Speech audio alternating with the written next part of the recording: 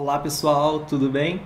Chegamos ao nosso último episódio da série Matuta e Trampa aqui do Coletivo Tangente e hoje a gente vai falar sobre um assunto que de certa forma é o desfecho de tudo aquilo que a gente abordou nos episódios passados, que é sobre contextualização. Algo também muito importante para nós que somos cristãos, muito importante para todo cristão que comunica o evangelho, seja de uma forma mais formal em suas igrejas, seja de uma forma informal no seu dia a dia, nas pessoas que convivem e principalmente para nós artistas cristãos. O que é contextualização e por que contextualização é algo tão importante? Bem, a gente pode definir contextualização como uma espécie de tradução. Seria a ideia da gente fazer com que determinada comunicação seja adaptada a uma cultura sem que a mensagem ou o conteúdo seja comprometido.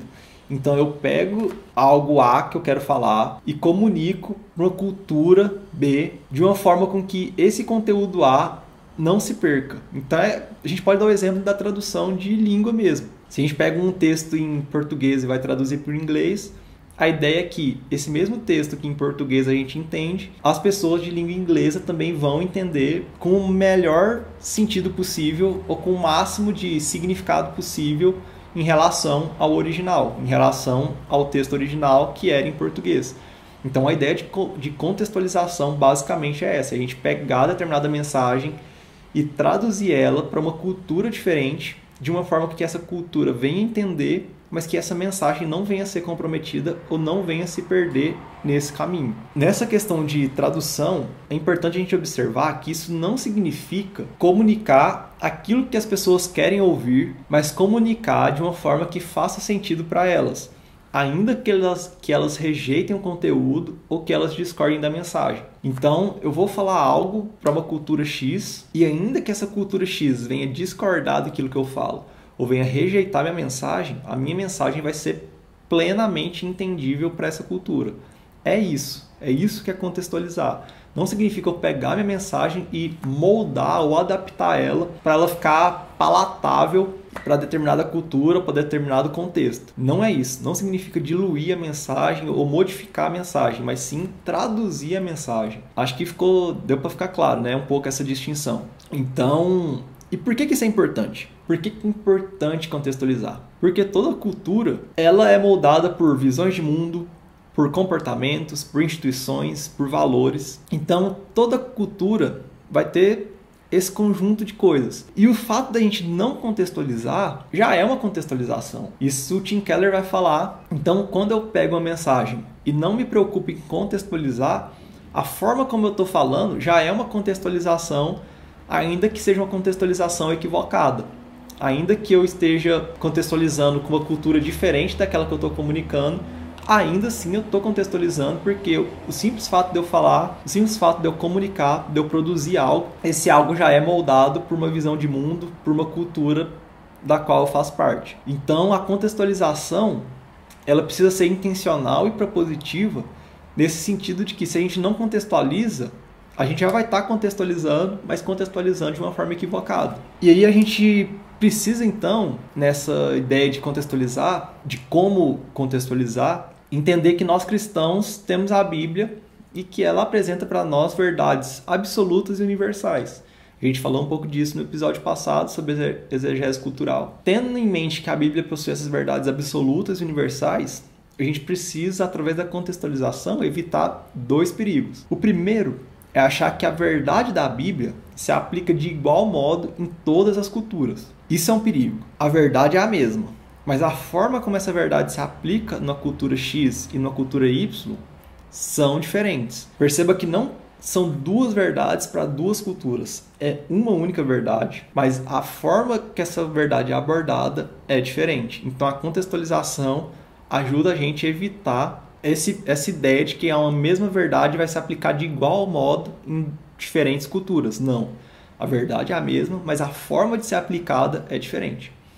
E um segundo perigo que a gente tem que evitar é achar que a Bíblia pode ser relativizada em cada cultura. Então, uma cultura X interpreta a Bíblia de determinada forma, uma cultura Y interpreta de outra forma, e cada cultura vai fazendo sua interpretação e, no fim das contas, não há um universal nisso tudo, não há verdades absolutas nisso tudo. Cada um vai entender a Bíblia conforme a sua cultura. Isso é um erro gravíssimo, perigosíssimo. A verdade da Bíblia é uma só e ela não pode ser relativizada. Ela pode ser contextualizada, que é o que a gente está falando, ou seja, ela pode ser traduzida para determinada cultura, mas a mensagem, o núcleo central ali, aquilo que ele está comunicando, o conteúdo, ele não pode ser modificado a partir de uma visão cultural. Para a gente fazer isso, não existe uma regra, assim. Não existe uma receita de bolo que vai falar, você vai fazer desse jeito. Para isso é necessário a gente ter sensibilidade, a gente ter discernimento, a gente ter sabedoria. E aí, uma vez que a gente parte da palavra de Deus, uma vez que a gente parte das escrituras, da própria Bíblia, a gente também precisa conhecer a cultura para a qual a gente vai traduzir. E aí entra a exegese cultural, que a gente tratou no episódio passado. Então, se você caiu de paraquedas nesse episódio, dá uma voltada no episódio 4 e ouve, assiste. Para contextualizar, a gente precisa fazer um trabalho de exegese cultural, ou seja, a gente precisa não só conhecer profundamente a mensagem, no caso a mensagem bíblica, a mensagem cristã, a visão cristã de mundo, mas também conhecer a cultura na qual a gente vai traduzir essa mensagem, para a qual a gente vai traduzir essa mensagem. E aí, então, a gente tem dois movimentos que o Tim Keller vai apresentar para a gente nessa questão da contextualização. Que o primeiro é a gente entrar na cultura e o segundo é desafiar a cultura. E por que esses dois movimentos? E aí ele vai dar um exemplo da pedra, que é um exemplo muito legal. Vamos supor que tem uma rodovia e tem uma pedra enorme no meio da rodovia e a gente precisa remover essa pedra de lá. Se a gente só perfura a pedra, na tentativa de perfurar e ela romper, isso não vai acontecer, porque a gente só penetrou, mas não fez nada lá dentro. Por um outro lado, a gente só cobre a pedra de explosivos e detona tudo, a gente vai fazer um dano superficial, mas vai ser só superficial. A pedra, o núcleo dela, a base vai continuar ali no meio. O que a gente precisa fazer para remover essa pedra? Primeiro, furar ela, penetrar essa pedra até o meio dela. E uma vez que a gente fura ela, que a gente entra nela, colocar explosivos lá dentro. Que a gente vai explodir ela de dentro para fora e vai conseguir remover a pedra. Então, esse exemplo que ele dá, para falar dessas duas coisas, de entrar, ou seja, entrar na cultura e desafiar a cultura, que é essa ideia de colocar explosivos lá dentro para explodir tudo. E por que é importante a gente entrar na cultura e desafiar a cultura? Porque fazendo isso, a gente vai fugir de dois riscos perigosos também. Que o primeiro risco é o risco do cativeiro cultural, ou seja, da gente não conseguir comunicar. Só entrar na cultura, mas não conseguir comunicar com ela, ou a gente ficar cativo na nossa próprio gueto, na nossa própria cultura.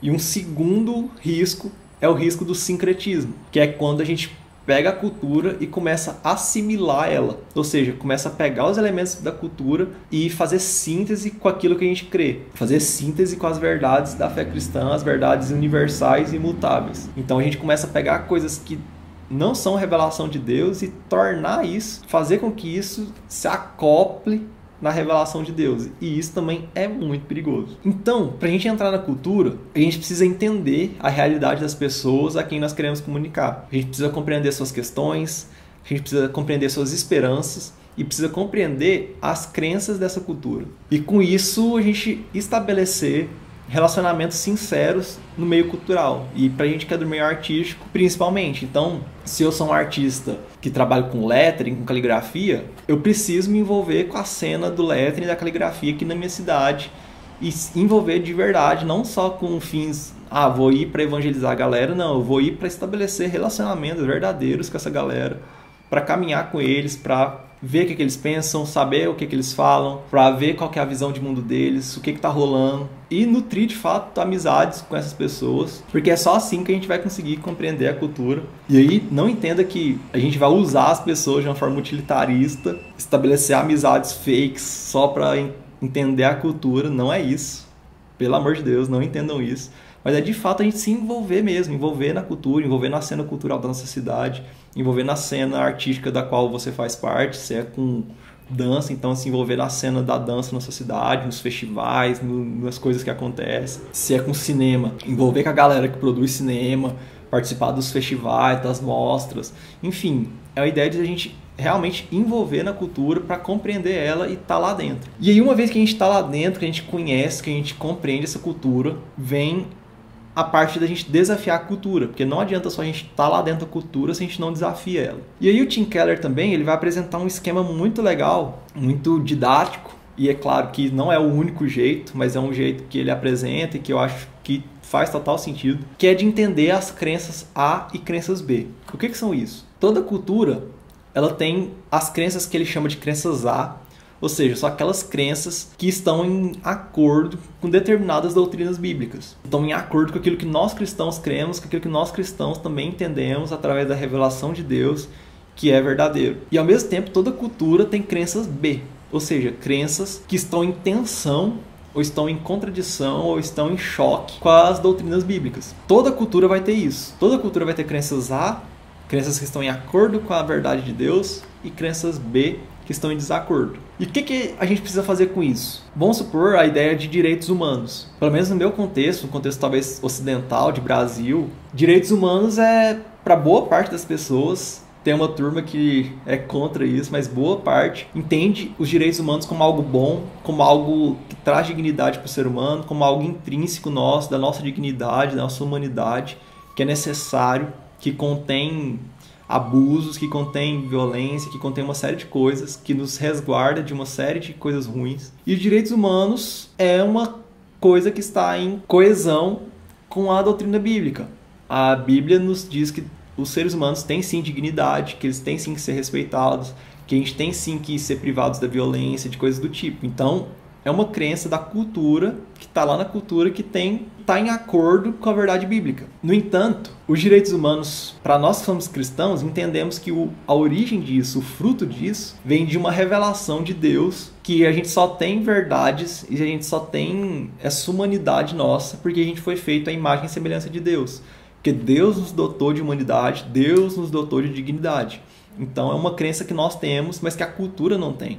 A cultura não enxerga os direitos humanos a partir dessa ótica, ou não enxerga o princípio dos direitos humanos a partir dessa ótica. O fato de ter direitos humanos é um ponto de contato com a cultura, é um ponto onde a gente pode entrar na cultura, mas dizer que os direitos humanos provêm de uma ideia de Deus que fez o ser humano a sua imagem e semelhança com dignidade é algo que a cultura não vai aceitar.